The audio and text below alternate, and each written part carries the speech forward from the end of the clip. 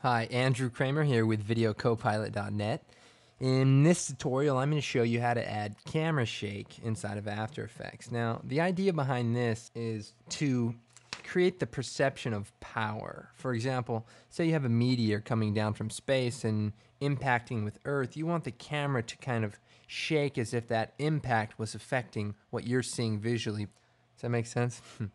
Anyway, in this particular case, we have a baseball player hitting a ball, and in this spot I put together, the idea was to make it seem as if when he hits the ball, it is just this most powerful explosion hit.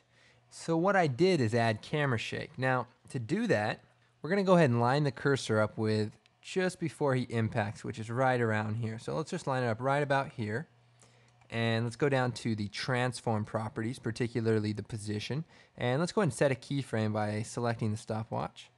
And what I want to do is move a little bit past, maybe about right here, and set another keyframe by checking the box here, so that we want to basically make motion in between this area. So the next thing I want to do is from the window menu, I'm going to bring down the wiggler. Now this is a really great tool of After Effects. It creates random motion across keyframe values. In this particular case, there's no change from this keyframe to this keyframe. So what we want to do is make the difference within these keyframes our motion and our shake. So with these two keyframes selected, I'm going to go over here to the wiggler settings, and I'm going to make sure that the noise type is jagged. I'm going to make it all dimensions independent so that it moves up and it moves left and right. And for the frequency, I'm going to keep that at 15 like I have it, and make sure the magnitude is set to 25.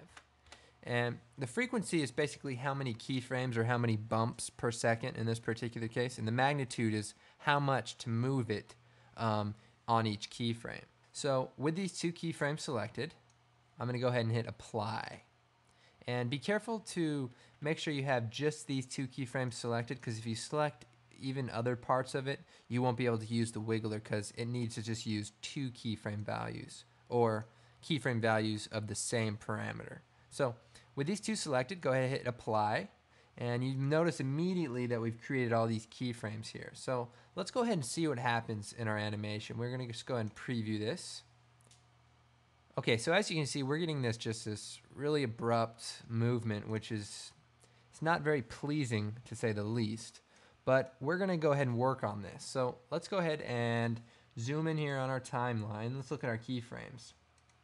Now we have a keyframe here at the end that's not equally spaced like all of them. So let's just go ahead and move this out so that everything's uniform. And what I first want to do is I want to turn on the motion blur. And to do that, let's go ahead and check the flag for the layer by clicking this check right under the M.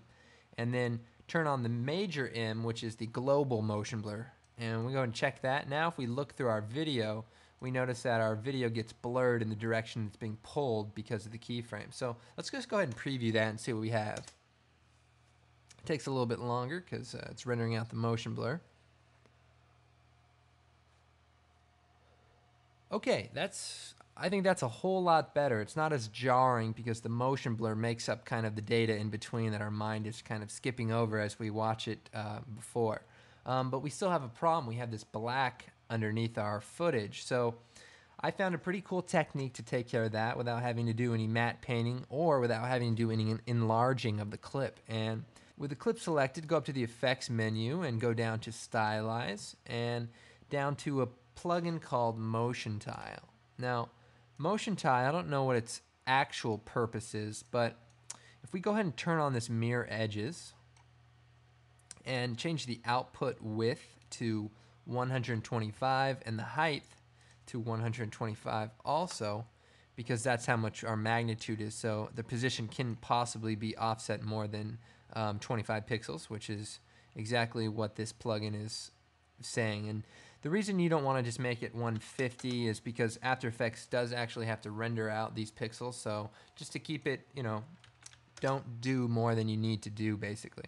So anyway, as you can see, we've filled in the data here by using this motion tile plugin. Now, I just want to remind you of a few things here. I'm going to shut off the motion blur. This technique works, it works in a lot of cases, but it's not perfect. As you can see up here, we're getting kind of the mirror of this slanted edge, which is kind of causing a point. Now, because of the motion blur in this shot, it won't really be prominent at all. And of course, it is beyond the action safe, but it's a good idea to keep this in mind, is that this plugin is not going to work for everything. And especially when you have major offsets, you can really start seeing the mirroring of the effect. But anyway, just keep that in mind, and let's go ahead and move on here. I'm going to turn the motion blur back on. And let's just go ahead and preview it from here on out now that we have our black edges filled in.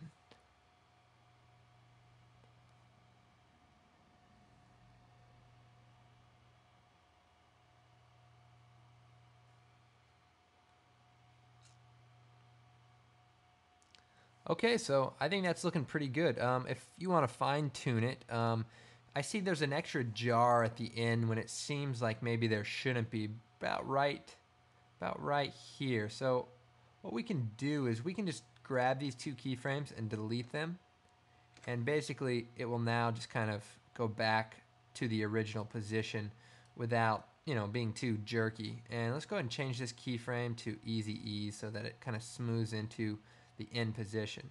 Now let's go ahead and preview that again.